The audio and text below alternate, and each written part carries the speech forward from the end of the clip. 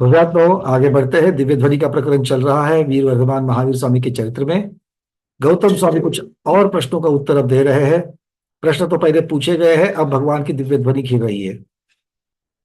संवर और निर्जरा ये दोनों मोक्ष के कारण हैं। मोक्ष तो साक्षात अनंत सुख समुद्र का हेतु है। इस प्रकार सब पदार्थों के स्वामी, हेतु, फल वगैरह अच्छी तरह कहने के पश्चात जिनेन्द्र देव अब बचे हुए प्रश्नों के उत्तर में दिव्य ध्वनि खिल रही है। जो जीव सात खोटे व्यसनों में लीन है, पराई स्त्री, पराया धन, इसको चाहता है, बहुत आरंभ करता है, बहुत लक्ष्मी इकट्ठी करने में जिसको उत्साह है, दुष्ट कार्यों को करने वाला है, दुष्ट स्वभावी, निर्दयी, रौद्र चित्त वाला है, रौद्र ध्यान में लीन है, हमेशा विषय रूपी मांस में लपट रहता है, निंदा के योग्य कार्य करता है, जैन मत की निंदा करता है, जिन देव, जिन धर्मी और जैन साधुओं से प्रतिकूल रहता है, मिथ्या शास्त्रों में पड़ा रहता है, मिथ्या मत के अभिमान से उद्धत होता है, कुदेव, कुगुरु, कुगुरु के भक्त, कुकार्य और पापों की प्रेरणा करने वाले दुर्जन, अत्यंत मोही, पाप करने में चतुर, धर्म से अलग रहने वाले, शील रहित आदि सब पापी है। ये सब पाप कर्म से उत्पन्न पाप के उदय से रौद्र ध्यान से मरकर पापियों का घर ऐसे नरक में जाते हैं।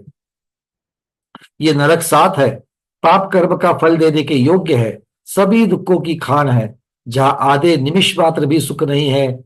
जो जीव मायाचारी है, अति कुटिल करोड़ों कार्य करते हैं, दूसरे की लक्ष्मी हरने में लगे रहते हैं, आठों प्रहर खाने के पीछे रहते हैं, महान मूर्ख, मिथ्या शास्त्रों के जानने वाले हैं, पशु और वृक्षों की सेवा करने वाले हैं, प्रतिदिन बहुत बार स्नान करने वाले हैं, शुद्ध होने के लिए तीर्थों की यात्रा करने वाले हैं, जिन धर्म से बिल्कुल दूर, व्रतशील आदि से रहित, निंदनिक, कापोतलेश्या वाले, ऐसे जीव आर्त ध्यान से मरकर पशु गति अर्थात तिर्यंच गति को जाते हैं।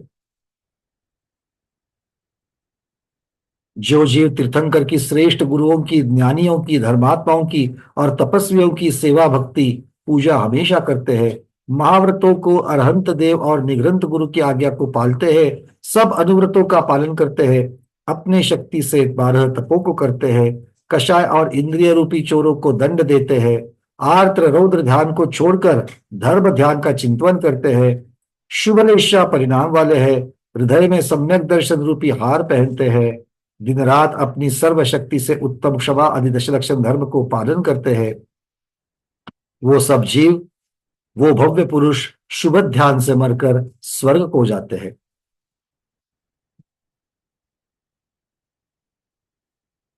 यहाँ पर त्रियंश के बारे में बताया, नरक के बारे में बताया और स्वर्ग के बारे में भी बताया है। अब चलते आगे। वह स्वर्ग सब इंद्रिय सुखों का समुद्र है, सब दुखों से रहित है, पुण्यवानों की जन्म स्थान है। जो सम्यक दर्शन से भूषित है, वे चतुर नियम से परम कल्प स्वर्गों में जाते हैं, लेकिन व्यंतर आदि भवनत्रिक देवों में कभी उत्पन्न नहीं होते।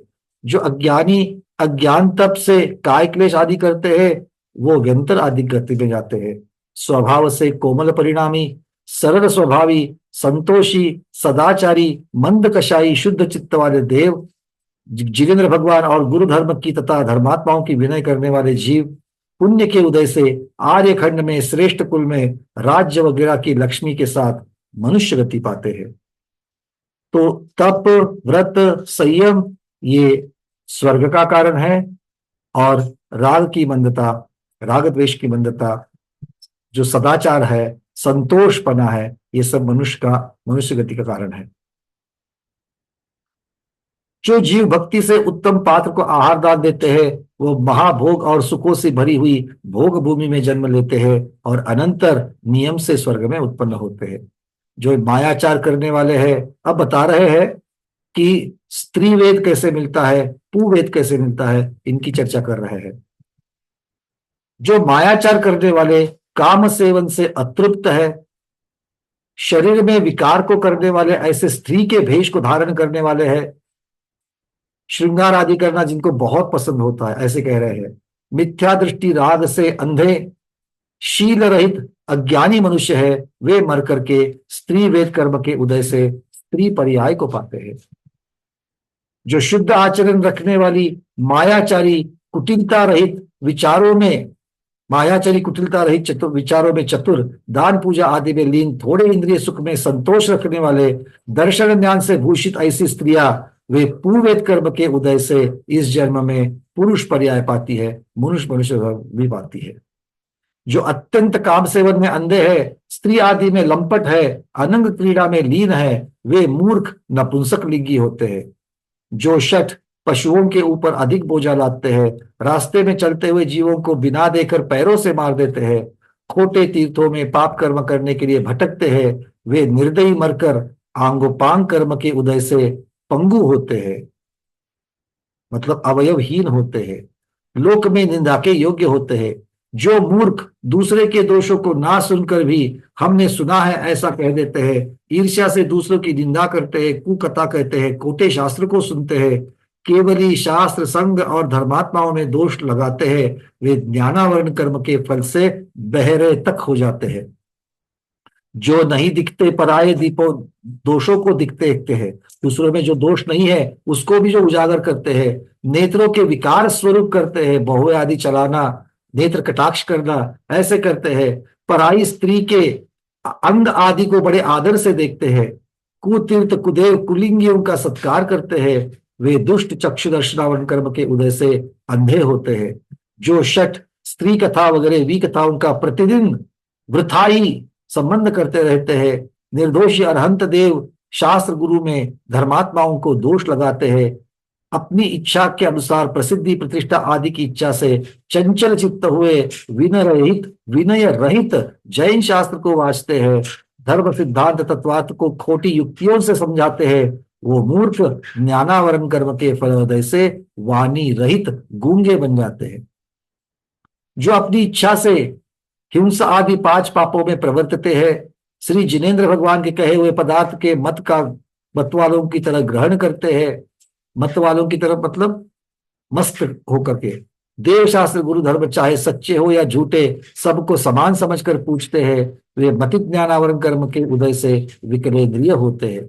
जो कुबुद्धि के विषय रूप से लोभ से सातों खोटे व्यसन को सेवन करते हैं, वे खोटी गति में जाते हैं।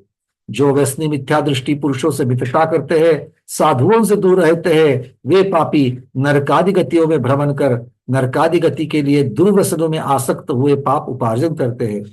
जो अति विषयी तप यम व्रत आदि के बिना धर्म रहित हो जाते हैं, अनेक अनेक प्रकार के भोगों से अपने शरीर को पुष्ट करते हैं, रात में अन्न आदि का आहार करते हैं, न खाने के योग्य अभक्ष्य चीजों को खाते हैं, दूसरों को बिना कारण सताते हैं, वे करुणा रहित जीव रोगों से घिरे हुए अत्यंत रोग की वेदना से घबराए हुए रोगी हो जाते हैं। क्या कह रहे हैं? जो भोगों से अपने शरीर को पुष्ट करते हैं,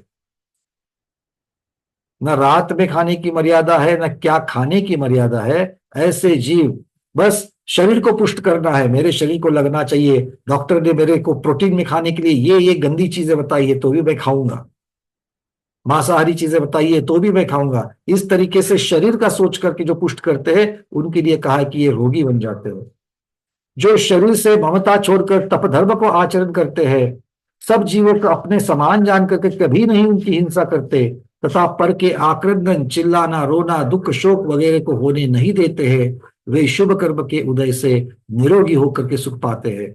जो आभूषण वगैरह से शरीर को नहीं सजाते हैं, तप नियम से काय क्लेश दिन रूप व्रत करते हैं, उनके शुभ कर्म के फल से वो दिव्य रूप वाले हो जाते हैं।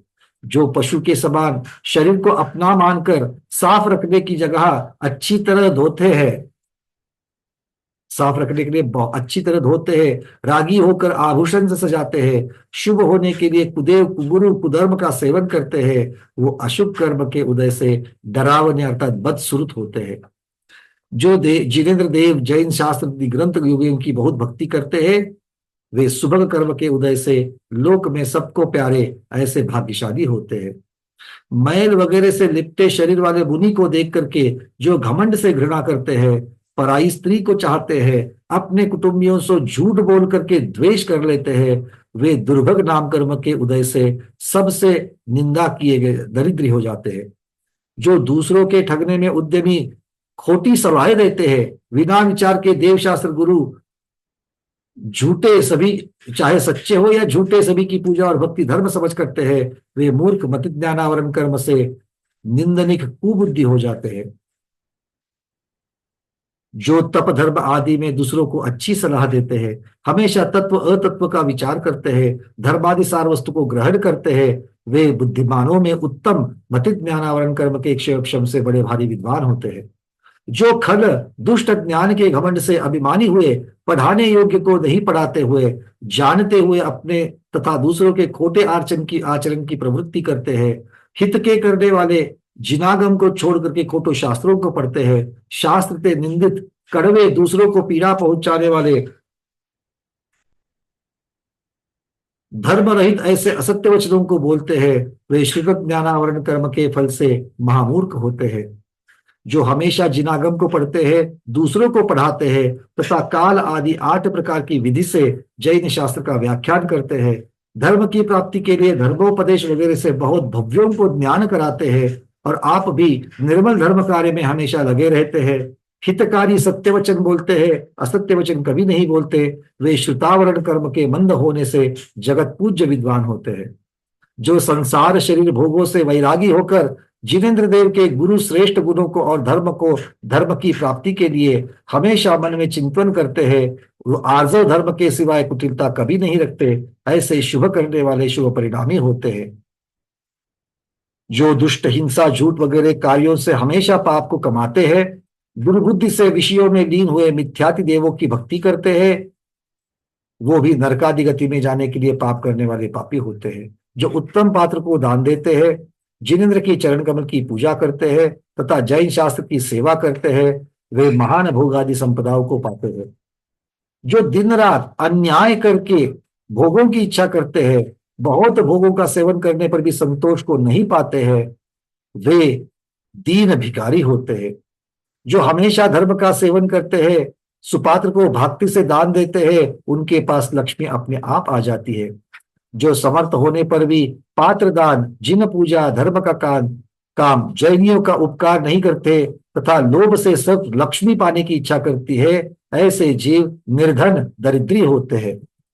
मगर देखिए महावीर भगवान कितने सूक्ष्मता में जाकर के कौन दरिद्री होगा, कौन रोगी होगा, कौन मूर्ख होगा, कौन विद्वान होगा, उसकी चर्चा कर रहे हैं। जो पशुओं का और मनुष्यों का, उनके बाल बच्चे वगैरह कुटुंबियों को वियोग करा देते हैं और पराई औरत लक्ष्मी अन्य वस्तु को हर लेते हैं, वे शील रहित पापी अशुभ कर्म के उदय से निश्चय कर जगह जगह पुत्र, भाई, प्यारी स्त्री, लक्ष्मी वगैरह इष्ट वस्तुओं से वियोग पाते हैं। अर्थात जो दूसरों का वियोग करते हैं, उनको भी खुद को वियोग को प्राप्त होते हैं। जो दूसरे को ताड़न मारन वगैरह करते हैं वगैरह से दुखी नहीं करते हैं, हमेशा जैनियों की मनोवांछित संपदा से पालते हैं, हमेशा दान पूजा आदि से विधि से धर्म का सेवन करते हैं और उससे एक मोक्ष के सिवाय दूसरे स्त्री, पुत्र, धनादि की सुख की इच्छा नहीं करते हैं, उनको मनोवांछित पुत्र और स्त्री प्राप्त हो जाते हैं।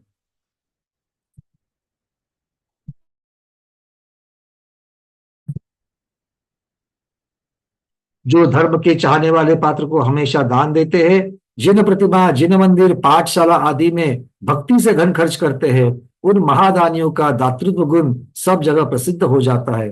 जो कंजूस पात्र को कभी दान नहीं देते, जिन पूजा आदि में कभी धन खर्च नहीं करते, ऐसे अज्ञानी, महालोभी, कृपण हो जाते हैं, उत्पन्न होकर के निकलते हैं। जो अरहंत, गणधर आदि मुनियों के तथा धर्मात्माओं के उत्तम गुणों की प्राप्ति के लिए हमेशा चिंतन करते हैं, वे बुद्धिमानों के द्वारा पूजित गुणी हो जाते हैं।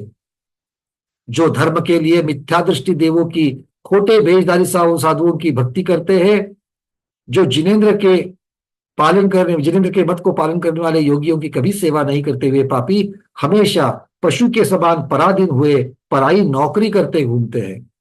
जो हमेशा 3 लोक के स्वामी अरहंत प्रभु की तथा गणधर जिनागम की सेवा करते हैं, वे पुण्य के उदय से सब संपदाओं के स्वामी होते हैं। जो निर्दयी व्रत रहित हुए अपनी संतान बढ़ाने के लिए पराये बालकों को मार डालते हैं।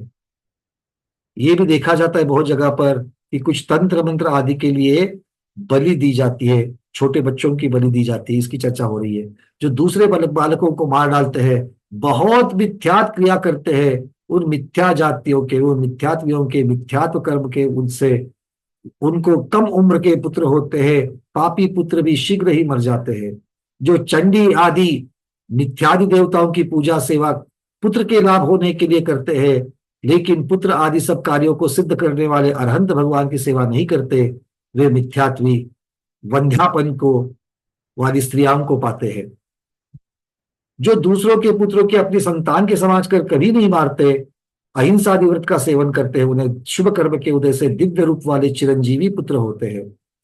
जो प्राणी तप नियम श्रेष्ठ ध्यान कायोत्सर्ग आदि लेने में कमजोर हुए डरते हैं, दीक्षा लेने में डरते हैं, वे पाप के उदय से इस लोक में सभी कार्य करने में असमर्थ, दीन, दुर्बल उत्पन्न होते हैं। जो अपनी हिम्मत प्रकट करके कठिन तप ध्यान आदि करते हैं, शक्ति के अनुसार सब कष्ट सहते हैं, वो पुण्य के उदय से धीर अर्थात सब कर्मों को करने में समर्थ सबल होते हैं। जो दुष्ट जिनेन्द्र देव की गणधर जैन शास्त्र निग्रंथ मुनि श्रावक आदि धर्मात्माओं की बुराई करते हैं, निंदा करते हैं और मिथ्या साधुओं की प्रशंसा करते हैं, वे अयश कर्म के उदय से दोषपूर्ण होकर के तीनों जगत में निंदा के योग्य हो जाते हैं। जो शील रहित दुष्ट कुदेव कुशास्त्र कुगुरु और पापियों की पूजा नमस्कार वगैरह से सेवा करते हैं, व्रत रहित होते हैं, वो शील रहित कुशीली हो जाते हैं। जो तत्व अतत्व का, शास्त्र कुशास्त्र का तथा देव गुरु तपस्वी धर्म अधर्म दान कुदान इनका हमेशा सूक्ष्म बुद्धि से विचार करते हैं, उनके हृदय में ही उत्तम विवेक है, वे ही परलोक में सब देव की परीक्षा करने में समर्थ हो सकते हैं। जो जीव ऐसा समझते हैं कि संसार में जितने देव गुरु वगैरह है वे सभी भक्ति से वंदन करने योग्य है, किसी की भी निंदा नहीं करनी चाहिए, सभी धर्म मोक्ष को देने वाले हैं, ऐसा मानने वाले मिथ्या दृष्टि निंदनिक पुरुष जन्म मूढ़पने को पाते हैं। जो स्वर्ग मोक्ष के चाहने वाले बुद्धिमान परिग्रह रहित ऐसे कठिन वित्सर्ग तप को करते हैं, अपनी योग युक्ति की शक्ति के अनुसार पालते हैं, अपनी शक्ति को तप आदि धर्म कार्यों में नहीं छुपाते हैं, वो समर्थ होने पर भी काय के सुख में लीन हुए शुभ दृढ़ शरीर को पाते हैं। तो अगर शुभ और दृढ़ शरीर पाना है तो तप करना चाहिए शक्ति के अनुसार। जो वित्सर्ग तप में कभी अपने बल को धर्म और वित्सर्ग तप में कभी प्रकट नहीं करते, करोड़ों के घर के व्यापारों के से त्याग कर्म से करते हैं, उनका शरीर निंदनिक और तप करने में असमर्थ होता है। इस प्रकार श्री सकल कीर्ति देव विरचित महावीर पुराण में श्री गौतम स्वामी के द्वारा गई प्रश्नमाला के उत्तरों को कहने वाला 17वां अधिकार पूर्ण हुआ। अब 18वां अधिकार, मुख्यतः से इसके आगे कुछ भगवान की दिव्य ध्वनि होगी और भगवान की दिव्य ध्वनि में श्रेणिक राजा के और उनके पुत्र के 3 भव की चर्चा अब यहां से आगे आने वाली है, और उसके पश्चात वीर प्रभु के निर्वाण की कथा आएगी। श्री वीरम मुक्ति भरतारम वंदे ज्ञान तपोमहम विश्वदीपम सभातम स्थाम धर्मोपदेशनोद्यतम।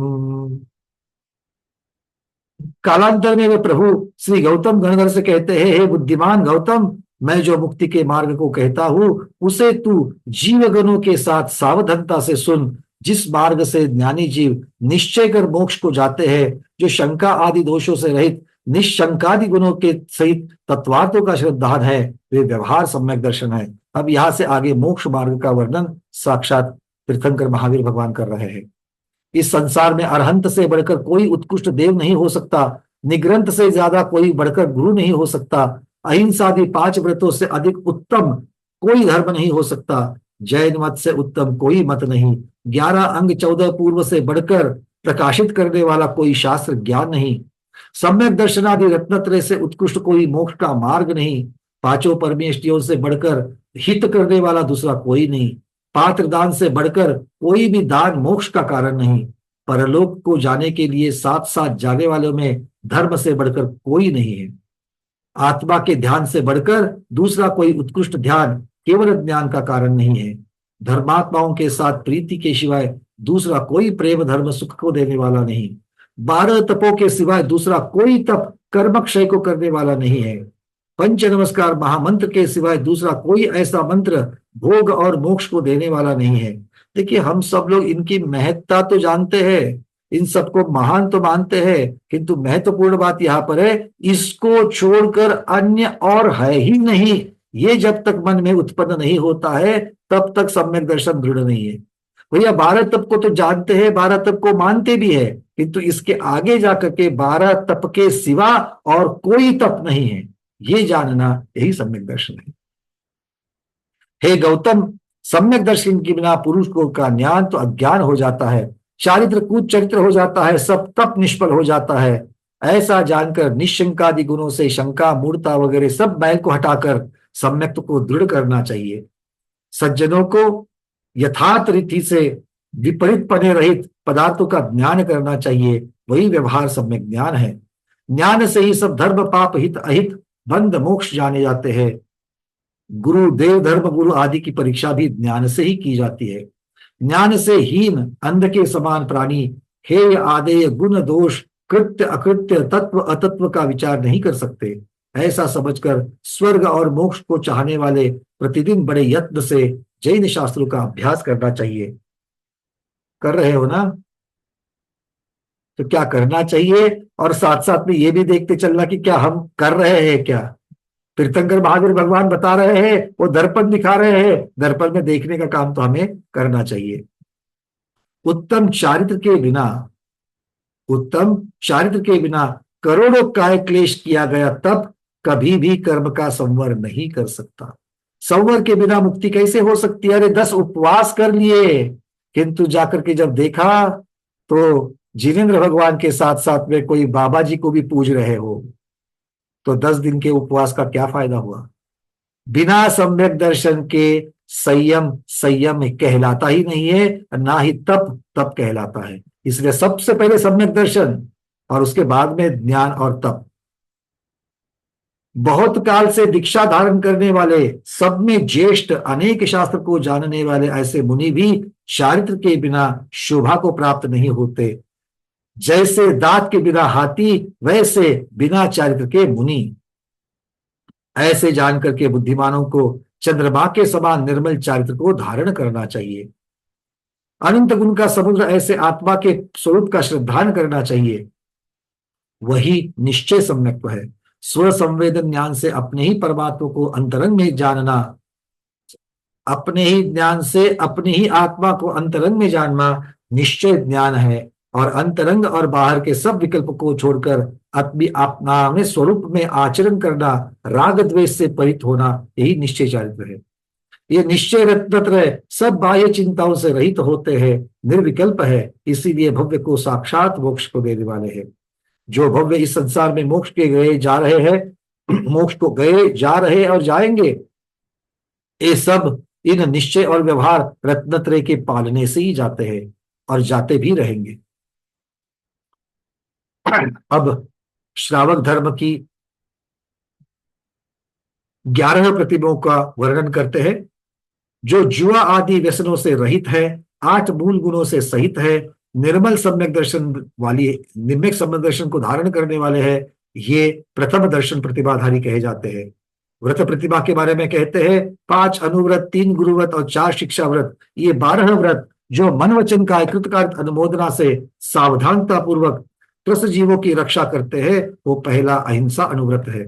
सब जीवों की रक्षा सब व्रतों का मूल कारण है, गुणों की खान है और धर्म का मूल है, ऐसा जिनेंद्र भगवान ने कहा है। झूठे निंदा योग्य वचनों को त्याग कर हितकारी सारभूत धर्म की खनी, ऐसे सत्य वचन को बोलना दूसरा सत्यानुव्रत है। साच वचन बोलने से जगत में बुद्धिमान की तारीफ होती है, सरस्वती कला विवेक चतुराई इनकी बढ़ोतरी होती है।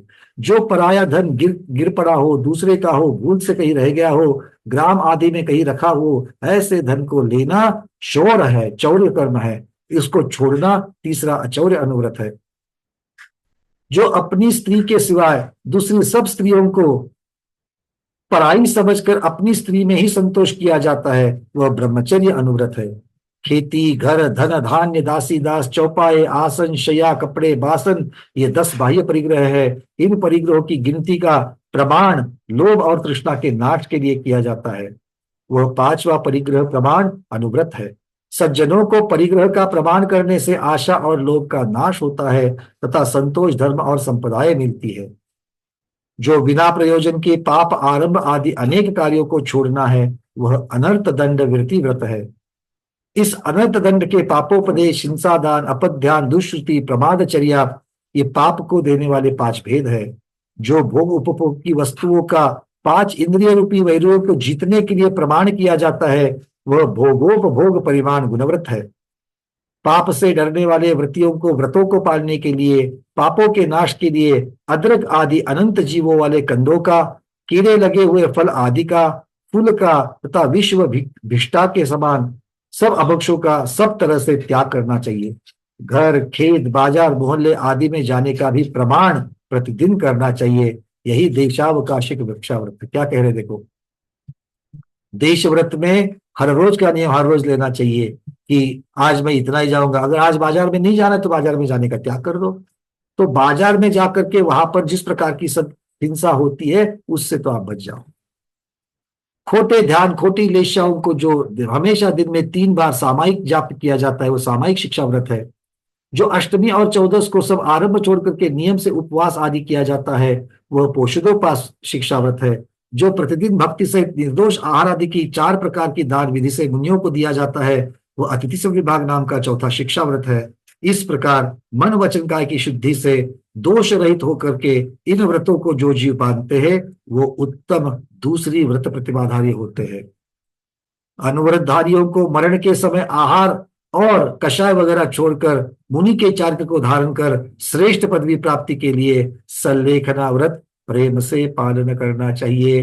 पहली और दूसरी प्रतिभा के पश्चात महावीर भगवान कह रहे हैं, जो अनुवृत्ति है और 12 व्रतों का अभ्यास रूप से पहली प्रतिभा में पालन कर रहे हैं, निर्विचार रूप दूसरी प्रतिभा में पालन कर रहे हैं, उनको सल्लेखना का सेवन करना ही चाहिए।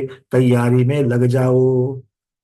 तैयारी करने में बड़ा समय चला जाता है, इसलिए तैयारी पूरी चाहिए। जब भी समय आ जाए हम लोग तैयार हैं। इस प्रकार से तीसरी सामायिक प्रतिभा है। चौथी प्रोषितोवस नाम की प्रतिभा है। फल, बीज, पत्र, जल वगैरह जो जीवों सहित सचित है, उनको दया धर्म पालने के लिए छोड़ देना 5वीं सचित त्याग प्रतिभा है।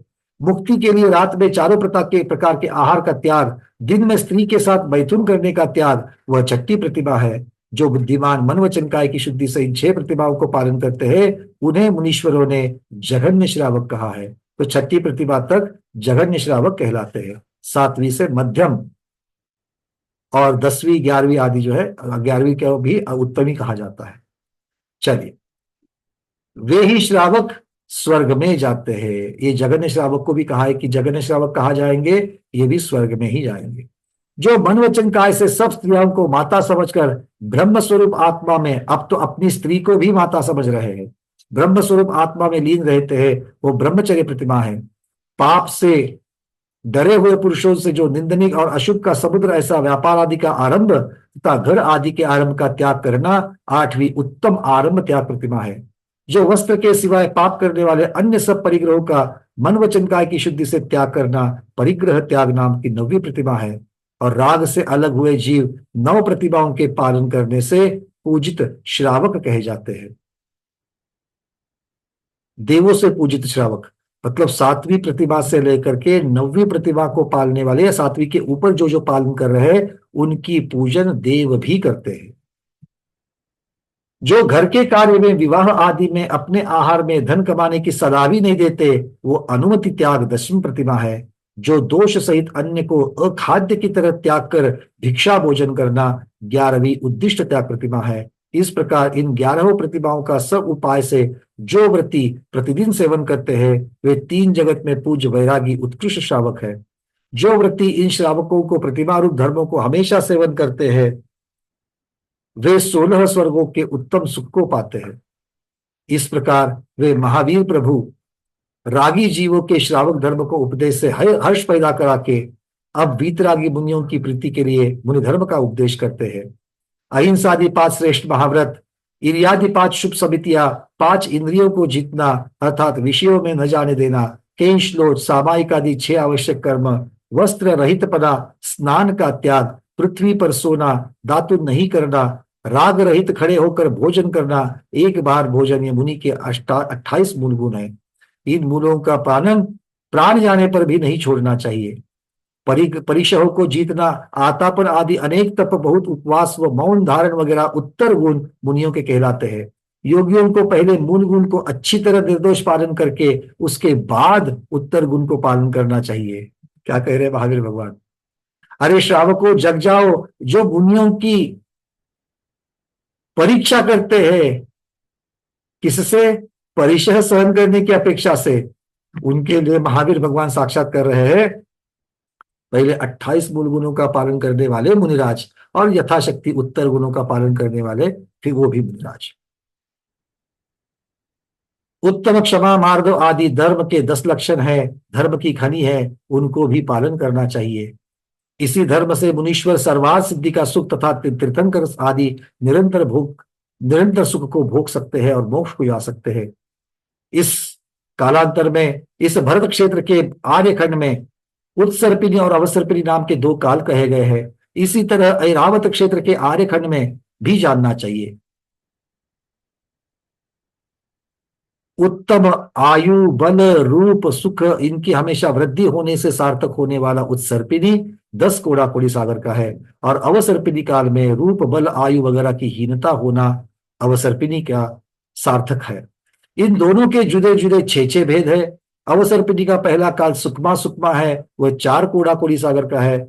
उस काल के शुरू में आर्य पुरुष उदय हुए सूर्य के समान, उनकी आयु 3 पल्ले की, शरीर ऊंचाई 3 कोस की, 3 दिन के बीत जाने पर उन मनुष्यों का दिव्य आहार बेर फल आदि के बराबर करते हैं, और निहार यानी मलमूत्र नहीं होता। उस काल में 10 प्रकार की जाति के कल्प वृक्ष होते हैं। उत्तम पात्रदान के फल से पुण्यवान मनोवांचित महान भोग संपदाएं देते हैं। इस प्रकार भगवान यहां पर एक एक काल का वर्णन कर रहे हैं। ऋषभ, अजित, संभव, अभिनंदन, सुमति, पद्म, प्रभ आदि 24 तीर्थंकर, 3 लोक के स्वामी, इंद्रादिकों से नमस्कार किए जाते हैं। भरत, सगर, मध्वा, शरद कुमार, शांतिनाथ, कुंतुनाथ, अरनाथ आदि 12 चक्रवर्ती भी इस वर्तमान काल में हुए हैं। ये चतुर्थ काल की अपेक्षा से यहाँ पर वर्णन कर रहे हैं। विजय, अचल, धर्म, सुप्रभ, सुदर्शन, नांदी, नांदी मित्र, पद्म, राम, पद्मार्थात राम, रामचंद्र या बलदेव, ये 9 बलभद्र हुए हैं। त्रिपुष्ट, द्विपुष्ट, स्वयंभू, पुरुषोत्तम आदि 9 नारायण हुए हैं। ये 3 खंड के स्वामी धीर, वीर और स्वभाव से रौद्र परिणामी होते हैं। अश्व, ग्रीव, तारक, बेरक, निशुभ, कैट भारी, मधुसूदन, बलिहंता, रावण, जरासंध, ये 9 प्रतिनारायण हैं। ये प्रतिनारायण नारायण के समान संपदाओं को अर्धचक्री और नारायण के शत्रु होते हैं। मनुष्य विद्याधर देव इनके स्वामियों से जिनके चरण कमल नमस्कार किए जाते हैं। पूज्य महात्मा ऐसे इन 63 शलाका पुरुषों के कई जन्म के वृत्तांत, सबके अलग अलग पुराण, संपदा, आयु आदि के होने वाली सब गतियों को महावीर प्रभु स्वयं दिव्य ध्वनि से गणधर देव को विस्तार से कहते हैं। अनंतर 5वां दुखम काल और पश्चात 21,000 वर्ष का ही छठा दुखमा काल आते हैं। छठे काल के अंत में मनुष्य 1 हाथ ऊंचे पशु के समान फिरने वाले 16 वर्ष की उत्कृष्ट अधिक आयु से निंदनीय और खोटी गति में जाने वाले पैदा होते हैं। अवसर्पिणी काल क्रम से हीनता सहित है, उत्सर्पिणी काल क्रम से वृद्धि सहित है। इत्यादि नरक, स्वर्ग, द्वीप आदि का विशेष आकार भी जिनेश कहते हैं। इस बाबत बहुत विस्तार से कहने का, लेकिन 3 लोक में जितने कुछ भूत भविष्य वर्तमान रूपी 3 काल रूपी शुभ अशुभ पदार्थ है, उस सभी का वर्णन तीर्थंकर प्रभु कहते हैं। इस प्रकार जिनेन्द्र भगवान के द्वारा ज्ञान रूपी अमृत को पी करके गौतम मिथ्यात रूपी हलाहल विष को उगलकर काल लब्धि के प्रसाद से सम्यक दर्शन सहित संसार शरीर भोगादि में वैरागी होकर मन में विचार करते हैं। अहो, मन में सब पापों की खनि अशुभ और निंदनीय ऐसा यह मिथ्या मार्ग अपने मूर्खता से बहुत काल तक वृथा सेवन किया। जैसे मदिरा से बावले पुरुष भिष्टा के घर में पड़े रहते हैं, उसी तरह सम्यक दर्शन से रहित मिथ्या दृष्टि भी अशुभ मार्ग में गिर जाते हैं। जैसे गौ के सींग से दूध, बहुत पानी के मतने से घी, खोटे रसनों से तारीफ, कंजूसपने से प्रसिद्धि और खोटे कार्य करने से धन कभी नहीं मिलता, उसी तरह मिथ्यात्व से उत्तम गति कदापि नहीं मिल सकती है। आज तो मैं धन्य हुआ, आज मेरा जन्म सफल हो गया, आज मुझे अत्यंत पुण्य के उदय से जगत के गुरु जिनेन्द्र भगवान मिल गए। इस गुरु का ही कहा हुआ अमूल्य धर्म मोक्ष का मार्ग है, सुख की खानी है। इस प्रकार सोचते हुए गौतम स्वामी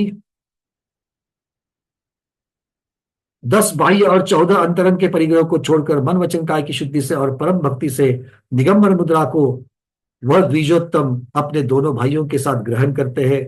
500 शिष्यों को भी तत्वों का स्वरूप समझाते हैं। वहां पर बैठे हुए अन्य भी भव्य, अब ये पहले से समझ लेना कि ये सब पहले हो चुका है, क्योंकि जो अर्थ करना है भगवान की दिव्य ध्वनि गणधर अपेक्षा से, जब गणधर वहां पर जब दीक्षा लेंगे तब दीक्षा के पश्चात ही गणधर उसका अर्थ कर देंगे। इस प्रकार से अब गौतम गणधर स्वामी के आगे कोई ये दिव्य ध्वनि का अर्थ सुन करके कोई शुभ परिणामी नर नारी जिनेन्द्र भगवान के वचनों से श्रावकों के सब व्रतों को ग्रहण करते हैं। कोई सिंह सांप वगैरह भव्य पशु भी उन वचनों से अपनी क्रूरता को छोड़ करके श्रावक के व्रत मंजूर करते हैं, ग्रहण करते हैं। कितने ही चारों जाति के देव और देवियां तथा मनुष्य और पशु मिथ्यात्व रूपी विष को दूर करके अपने हृदय में सम्यक दर्शन को धारण करते हैं। कोई मनुष्य व्रतादि के पालने में असमर्थ हुए अपने कल्याण के लिए दान पूजा करने के लिए उद्यमी होते हैं। कोई जीव अपनी सब शक्ति से तप व्रत आदि को बहुत उपायों के द्वारा ग्रहण करते हैं।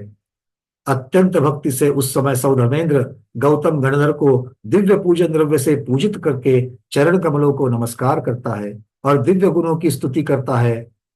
हे इंद्रभूति स्वामी है, ऐसा कह करके उनका दूसरा नाम रखता है कि ये इंद्रभूति गणधर के नाम से जाने जाएंगे। उसी समय श्री गौतम गणधर के अत्यंत परिणामों की शुद्धि से जो सारी वृद्धियां प्रकट हो गई है, इस प्रकार धर्म का फल गौतम गणधर के द्वारा अर्जित किया हुआ सब द्वादशांग शास्त्र को रचने वाले सब मुनियों के मुख्य होते हुए ऐसे गौतम गणधर स्वामी को नमोस्तु करते हुए सकल कीर्ति देव विरचित महावीर पुराण में महावीर भगवान के धर्मोपदेश कहने वाला 18वां अधिकार पूर्ण हुआ।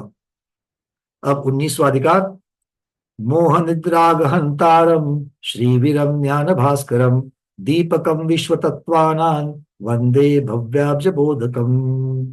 दिव्य ध्वनि के बंद होने पर जीवों का कोलाहल शांत हो जाता है और महान बुद्धिमान गुनी सौधर्मेंद्र अपनी सिद्धि के लिए महावीर प्रभु की स्तुति करने लगा है। अब इस स्तुति का आपके वो कहता है कि आपके स्तुवन करने में स्तुति स्तोता अर्थात स्तुति करने वाला, महान स्तुत्य स्तुति करने लायक और फल, ये 4 तरह के पाप नाशक उत्तम सामग्री कही गई है। जो अनंत दर्शन अनंत ज्ञान आदि गुणों का समुद्र वीतरागी जगत का नाथ ऐसे जिनेन्द्र भगवान सज्जनों के द्वारा परम स्तुत्य कहे गए हैं, उसी की स्तुति का फल साक्षात तो परम पुण्य मिलता है और फिर क्रम से उन सबों गुणों की प्राप्ति हो जाती है। हे नाथ, कितने ही भव्य आज आपसे दर्शन चारित्र वगैरह उत्तम लक्ष्मी को पा रहे हैं, इसीलिए लोक में तुम्हारे समान महान दाता महान धनवान कोई नहीं हो सकता। हे स्वामी, बेहोश सोया हुआ इस जगत में आपके वचन रूपी बड़े भारी बाजे से जैसे सोते पे से उठ जाता है, वैसे आज जग गया है। हे विभो, आपके प्रसाद से आपके चरणों में आश्रित कितने ही भव्य जीव सर्वार्थ सिद्धि स्वर्ग तथा कितने ही मोक्ष को जाएंगे। हे देव, भव्यों को मोक्ष द्वीप ले जाने के लिए चतुर व्यापारी तुम ही हो और इंद्रिय कषाय रूपी चोरों को मारने के लिए महान सुबट भी तुम ही हो। और अब देवों से घिरा हुआ यह धर्म चक्र भी सज गया है, जो कि मिथ्या ज्ञान रूपी अंधकार को नाश करने वाला है। इसीलिए हे देव, आपको मेरा नमस्कार है। गुणों के समुद्र आपको नमस्कार है। अनंत ज्ञान अनंत दर्शन अनंत सुख वाले आपको नमस्कार है।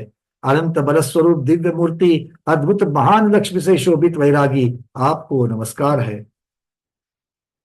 इस प्रकार इंद्र के कहने से पहले ही जगत को संबोधन में उद्यमी, फिर इंद्र की प्रार्थना से वे जगत गुरु श्री महावीर प्रभु तीर्थंकर कर्म के उदय से भव्यों को सब मिथ्या मार्गों से हटाकर भ्रमरहित मोक्ष मार्ग पर लाने के लिए विहार करते हैं। उसके बाद वे भगवान 12 प्रकार के जीवगणों के द्वारा बेड़े हुए देवों के चमरों से सेवा किए गए हैं। सफेद 3 छत्रों से शोभायमान परम संपदाओं से चारों तरफ गिरे हुए सब भव्यों का संबोधन के लिए करोड़ों वाद्यों की ध्वनि के साथ विहार को आरंभ करते हैं। क्या होगा भगवान का विहार? उस समय करोड़ों ढोल तुरई बाजे बजते रहे थे। चलते हुए ध्वज छत्र ध्वजाओं के समूह से आकाश घिर गया। हे ईश, जगत के जीवों का वैरी ऐसी मोह के जीतने से आप जयवंत हो, इस प्रकार घोषणाओं के द्वारा आसमंत भर गया। प्रभु सुर असुरों के साथ में इच्छा रहित विहार करते हुए सूर्य के समान शोभायमान होने लगे। अरहंत प्रभु के स्थान से लेकर 100 योजना तक सब दिशाओं में सात भय रहित सुकाल हो जाता है। उस प्रभु के शांत परिणाम के प्रभाव से दुष्ट सिंह वगैरह भी, हरिण वगैरह को मरने का भय नहीं होता है। दुष्ट घातिया कर्मों के नाश होने से केवल ज्ञान रूपी नेत्रों को इस सब प्रभु के सब विद्याओं का स्वामी बना हो गया है। सदगुरु के प्रसाद से जात विरोधी सर्प नौले यहाँ पर नेवला जो होता है वो सर्प और नेवला वगैरह जीवों का वैर बिटाकर भाइयों की तरह परम मित्रता तो प्राप्त करते हैं। भगवान के सभा मंडप की सब दिशाएं आकाश के समान निर्मल हो जाती है, मानो पाप से छूट गई। तीर्थंकर प्रभु की यात्रा के लिए चारों जाति के देव इंद्र की आज्ञा से आपस में एक दूसरे को बुलाते हैं। इस प्रभु के आगे चमकते हुए रत्नों के शोभायमान 1000 आरों वाला अंधेर के नाशक देवों से वेरा हुआ ऐसा धर्म चक्र चलता है। दर्पण आदि 8 मंगल द्रव्यों को लेकर के देव साथ चलते हैं। ये महान 14 अतिशय भक्ति से देव करते हैं। इस प्रकार दिव्य 34 अतिशयों से 8 प्रातिहार्यों से 4 अनंत चतुर्चयों से शोभित वे धर्म के स्वामी अनेक देश नगर ग्राम वनों में विहार करते करते करते क्रम से राजगृही नगरी के बाहर विपुलाचल पर्वत पर पहुंचते हैं। अब ये विपुलाचल से निकल करके फिर से विपुलाचल पर आ रहे हैं, क्योंकि गौतम गणधर स्वामी का आना, प्रथम बार गणधर बनना, ये सारी चीजें विपुलाचल पर्वत पर ही हुई है।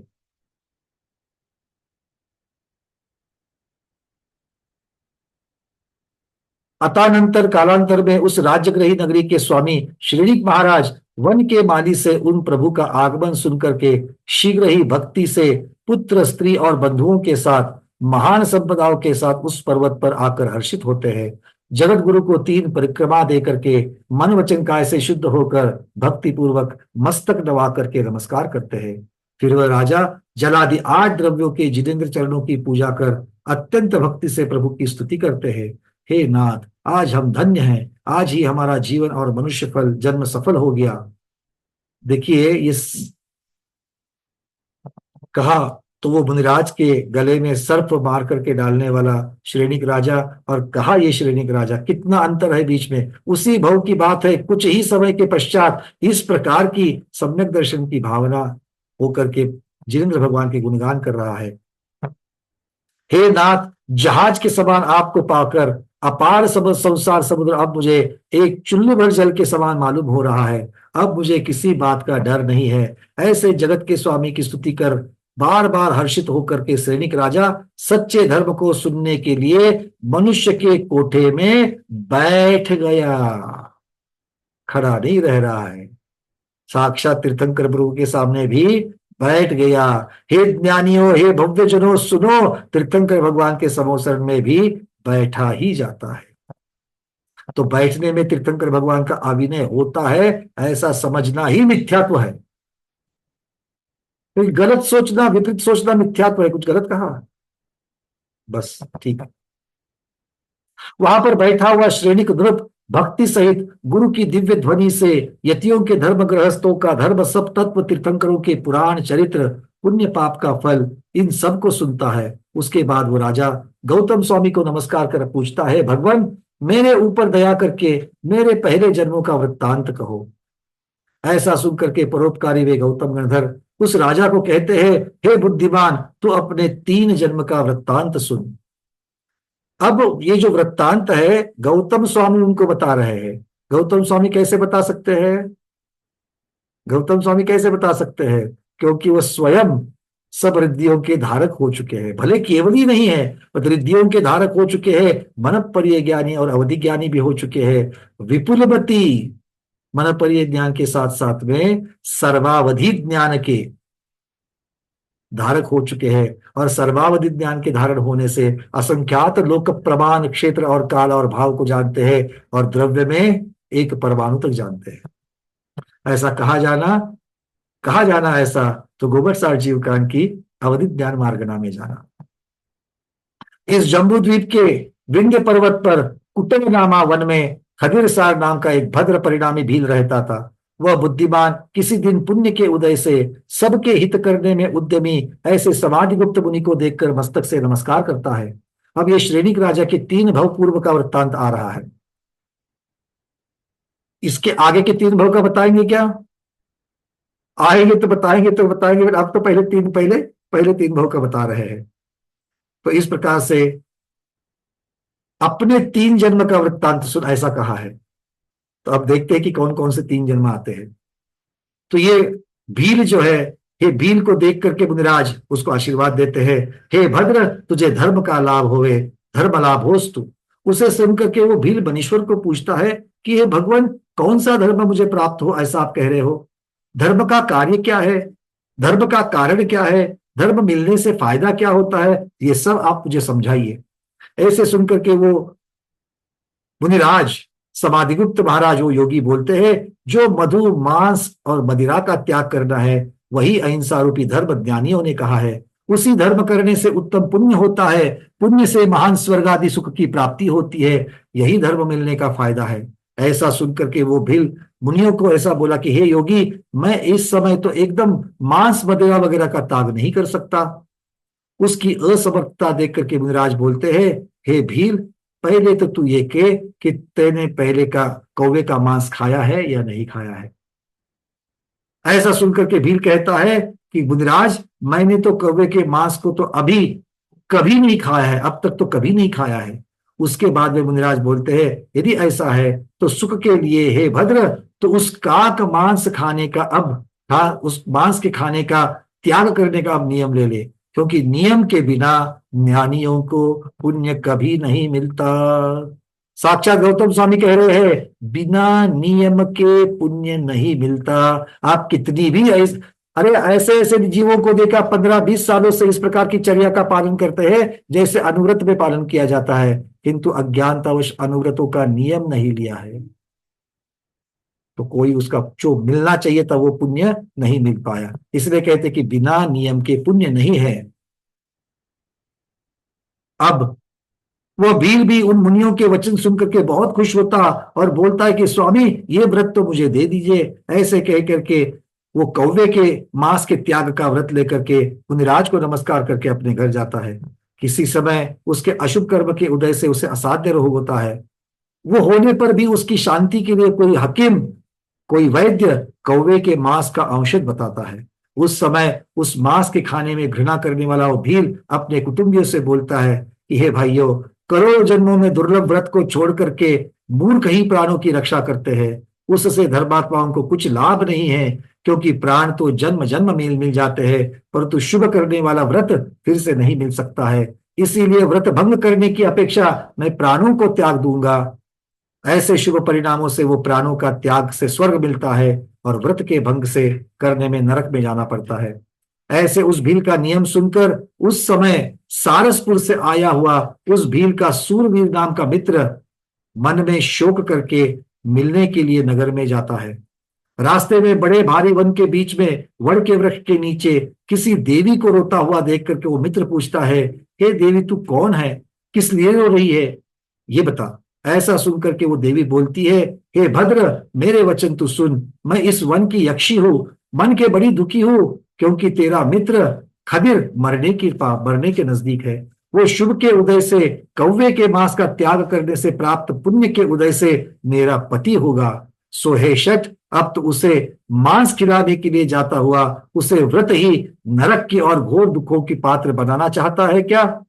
इसीलिए आज मैं रंज में आकर के रोती हूँ। अर्थात वो जो मित्र है, वो मित्र अपने राग भाव से उस भील की तरफ जा रहा है। कैसे कौवे के मांस का औषध नहीं लेता है, उसे जीना है कि नहीं जीना है, मैं उसको खिला के ही रहूंगा, ऐसा सोच के जा रहा है। और वो वनदेवी यक्षी जो है वो सोच रही है कि ऐसा पुण्यात्मा मर करके अभी अगले भाव में वो मेरा पति होने जा रहा है, वो मेरा यक्ष बनेगा, मेरा देव बनेगा, और अगर इसने उसको मांस खिला दिया तो वो व्रत के भंग के दुख से नरक में चला जाएगा। इसलिए वो रो रही है। अब उस देवता के वचन सुनकर के हे मित्र बोलता है, हे देवी, तू शोक को छोड़ दे, मैं उसका नियम भंग कदापि नहीं करूंगा। ऐसे वचनों से उस देवी को संतोषित करके वह मित्र बहुत जल्दी उस भील के पास पहुंचकर उसके परिणामों की परीक्षा करता है और इसीलिए पूछता है, हे मित्र, रोग दूर करने के लिए कौवे का मांस लाया हूं, तुम्हें खाना चाहिए, क्योंकि जिंदगी रहेगी तो बहुत पुण्य कार्य कर सकोगे।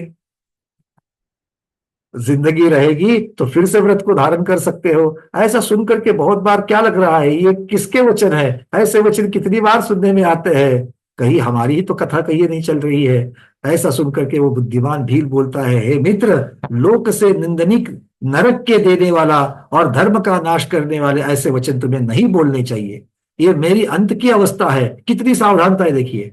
इसलिए अब कुछ धर्म के शब्द बोलो जिससे मेरी आत्मा को परलोक पे सुख मिले। जब संलेखना करेंगे तो ऐसा पूछने के लिए आएंगे, पहचाना मुझे आपके मुख को पकड़ पकड़ करके अपनी तरफ गर्दन करके पूछेंगे, साता में हो, पहचाना क्या मुझे, आंखें खोलो, ये देखो बेटा बैठा है, बेटी बैठी है, सबको देखा कि नहीं देखा? अरे क्या देख रहा है, जिसको देख करके तृप्त हो चुके हैं, वापस उन्हीं की तरफ कहा। इसलिए जाकर के इस प्रकार की चीजें उस संलेखना रथ को नहीं पूछनी चाहिए।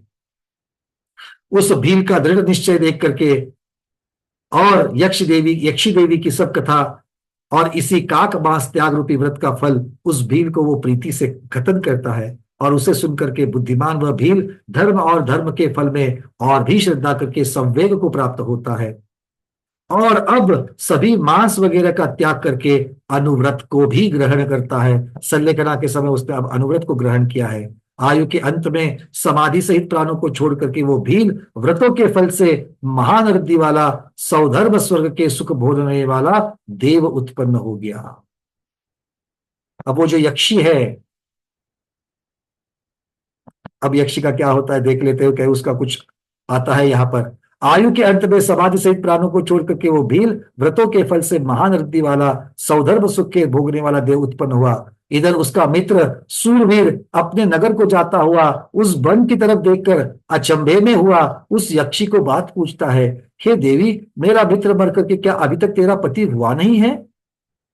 ऐसा सुन करके वो देवी बोलती है, वो मेरा पति तो नहीं हुआ, लेकिन सब व्रतों से उत्पन्न वो पुण्य के उदय से सौधर्म स्वर्ग में महान रिद्धि वाला कल्पवासी देव हुआ है। वो हमारी वेंतर जाति में आया नहीं।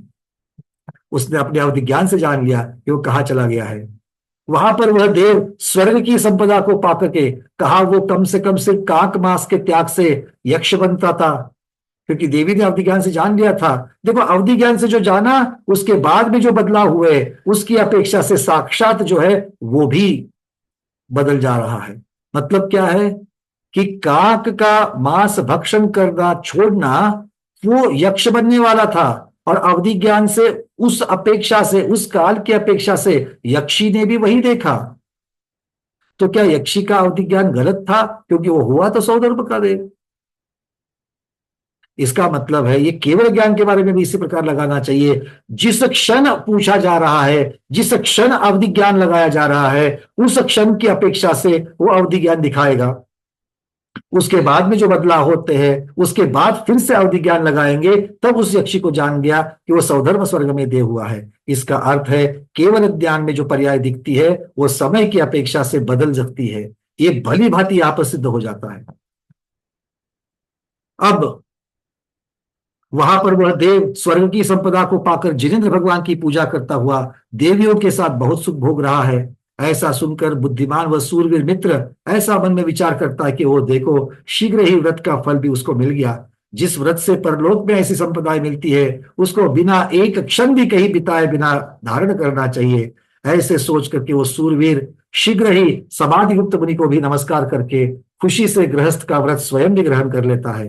कालांतर में वो खदिर सार भील का जीव वहां 2 सागर तक महान सुख भोग करके आयु के अंत में स्वर्ग से चय के पुण्य के फल से कुलिक राजा और श्रीमती रानी का पुत्र भव्यों की श्रेणी में मोक्ष जाने वाला मुखिया तो श्रेणिक नाम का पुत्र उत्पन्न हुआ है। उस कथा के सुनने से जिनेन्द्र देव धर्म व गुरु आदि पदार्थों में श्रद्धा को प्राप्त हुए।